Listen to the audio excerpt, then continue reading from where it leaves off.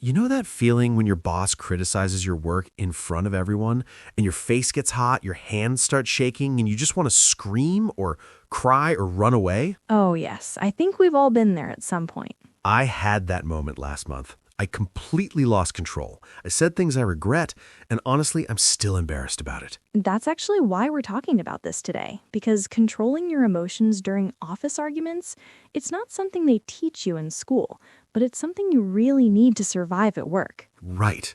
So, welcome everyone. I'm here with someone who's been through all kinds of workplace conflicts. And today we're going to talk about something super practical. How do you actually control your emotions when things get heated at work? Exactly. And by the end of this conversation, you'll understand why emotions explode at work, what happens in your body during an argument, and most importantly, what you can actually do in that moment to stay calm. Okay, so let's start with the basics. Why is it so hard to control emotions at the office? Like, I can handle stress at home, but at work, I just lose it sometimes. That's a great question. So think about it this way. At work, there's a lot at stake, right? Your job, your reputation, your salary, your future. True. When someone criticizes you or argues with you, your brain thinks you're being attacked. Not physically, but your survival is threatened, your job survival. Oh, so it's like a survival instinct? Exactly. Your brain doesn't really know the difference between a tiger chasing you and your manager yelling at you. Both feel like danger. Wow, okay, that actually makes sense. So what happens inside us when that danger feeling starts? Your body releases stress hormones. The main one is called cortisol. It's like an alarm system. Cortisol, that sounds scientific. What does it actually do? It makes your heart beat faster, your breathing gets shallow, your muscles get tight, and here's the important part. Your logical brain kind of shuts down. Wait, it shuts down? Not completely, but the emotional part of your brain takes over. That's why you say things you don't mean, or you cry even though you don't want to. Your emotions are driving, not your logic. That's exactly what happened to me. I knew I shouldn't shout back, but I just did it anyway. Yeah, because in that moment, you're in what people call fight or flight mode. Fight or flight. I've heard that before. What does it mean in an office situation? So fight means you argue back, you defend yourself. Maybe you even attack the other person with words. Flight means you want to escape. You avoid eye contact. You leave the room. Or you just freeze and say nothing. I think I do both depending on the day. Most people do. It depends on the situation and how safe you feel. Okay, but here's what I really want to know. When I'm in that moment, when I can feel the anger rising, what do I actually do? Like, what's the first step? The very first thing is to notice it. Just notice that you're getting emotional. Notice it? That's it? I know it sounds too simple, but most people don't even realize they're angry until they've already exploded. So if you can catch it early, you have a chance to control it. How do I notice it, though? Pay attention to your body. Is your jaw tight? Are your fists clenched? Is your breathing fast? These are early warning signs. Oh, like physical clues. Exactly. Your body knows you're upset before your mind does. Okay, so I notice I'm getting angry. Then what? Then you pause. And I mean literally pause. Stop talking. Just stop? Yes, even if the other person is still talking. Even if you have the perfect comeback ready. Just stop. That feels really hard, especially when someone is accusing me of something unfair. I know, but here's the thing. When you're emotional, anything you say will probably make things worse. That's true. I've definitely said things I regret. We all have, so the pause gives your logical brain a few seconds to come back online. How long should I pause? Even 3 seconds helps. Take a breath, a deep one, in through your nose, out through your mouth. Breathing actually works? It does. When you breathe deeply, you send a signal to your brain that you're safe. It calms down the alarm system. Interesting. So notice, pause, breathe. What's next? Next, you need to buy yourself more time because 3 seconds might not be enough to fully calm down. How do I buy time without looking weak or stupid? You can say something simple like, "Let me think about that for a second," or "I want to make sure I understand what you're saying." Oh, those sound professional. Right, you're not running away. You're showing that you're taking the conversation seriously. What if the other person keeps pushing, like they won't let me pause? Then you can say, "I need a moment. Can we continue this in 5 minutes?" And if you're in a meeting, you can even excuse yourself to get water or go to the restroom. Is that okay to do? Won't people think I'm avoiding the problem? It's much better than losing control. Most people will respect that you're trying to handle things maturely. That makes sense. So I've paused, I've bought time. Now what? What do I actually say when I come back to the conversation? This is where it gets important. You want to respond, not react. What's the difference? Reacting is emotional. It's immediate. It's usually defensive. Responding is thoughtful. It's calm. It's focused on solving the problem, not winning the fight. Can you give me an example? Sure. So let's say your colleague says, "You always make mistakes in these reports." Okay, that would make me so angry. Right.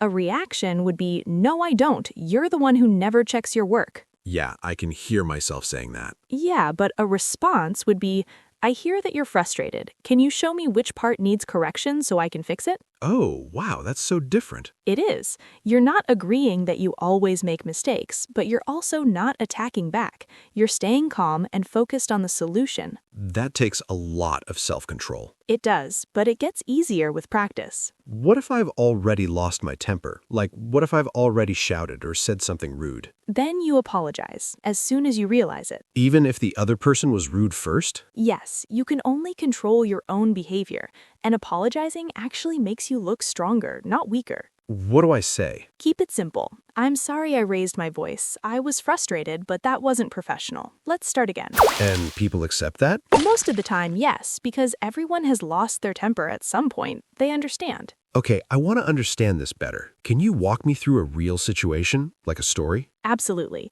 So I know someone, let's call her Mina. She was working at a call center. It was her first job after graduation. Okay, call center. That sounds stressful. It was. She was handling customer complaints all day.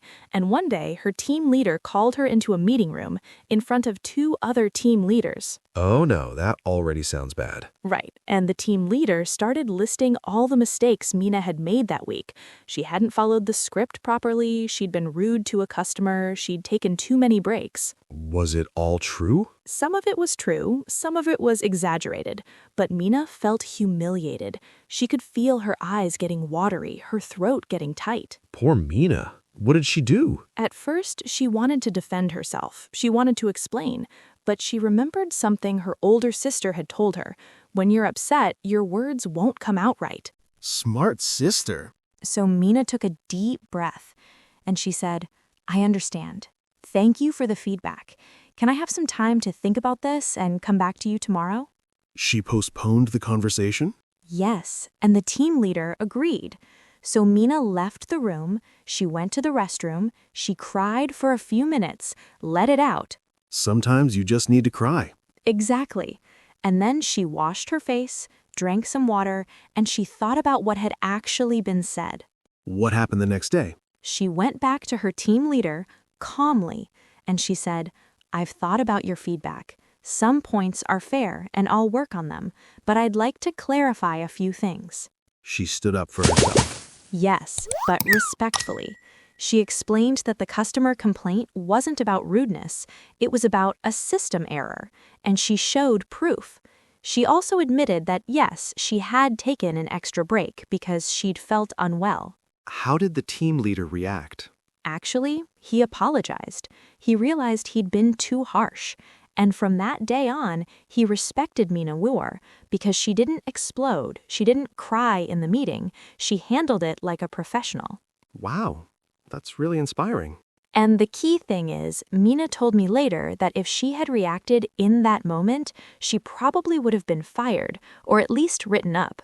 So controlling her emotions actually saved her job. Exactly.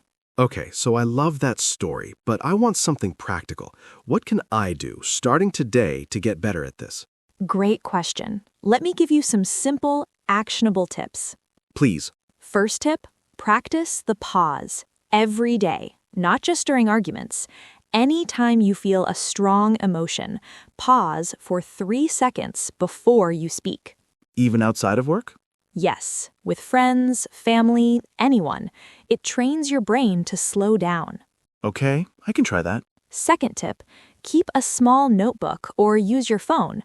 After any conflict at work, Write down what happened, what triggered you, how did your body feel, what did you say, what do you wish you'd said.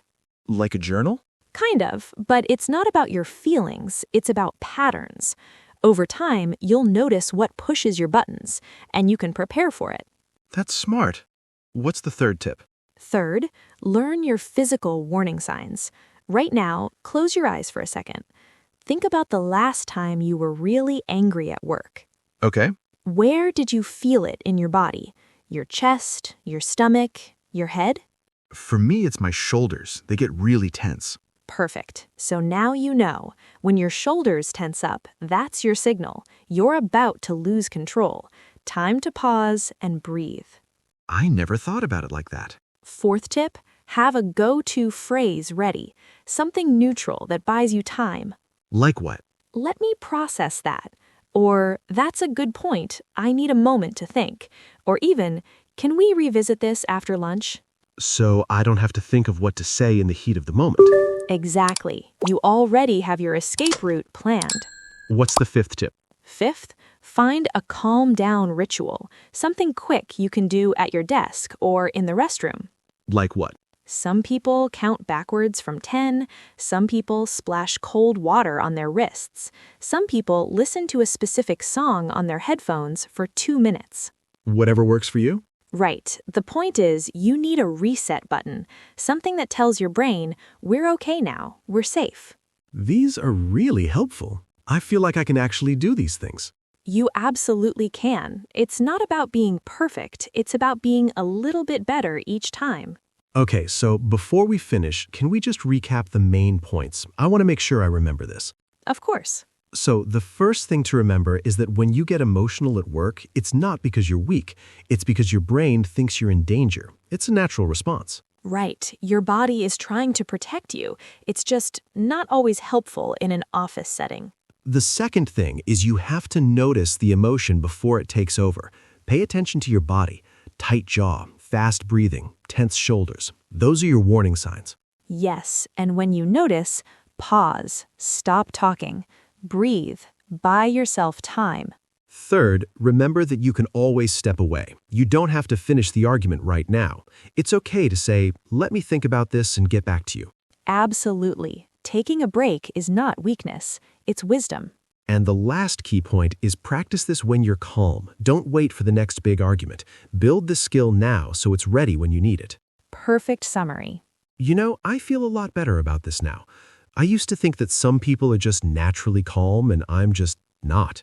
A lot of people think that, but emotional control is a skill, like learning to ride a bike.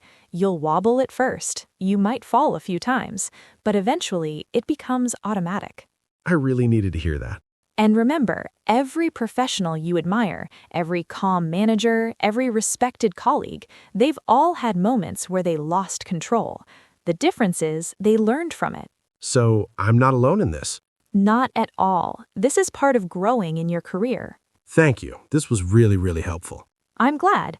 And if you're listening to this and thinking about a recent argument at work, I want you to know something.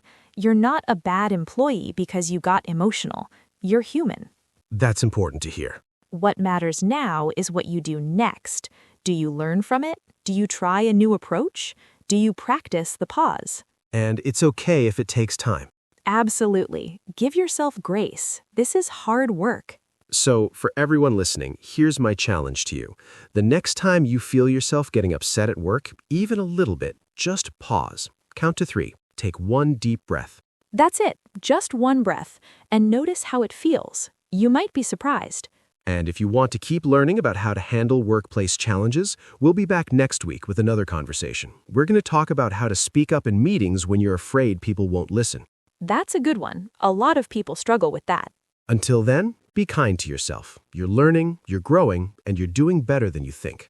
Absolutely. Take care, everyone. See you next time.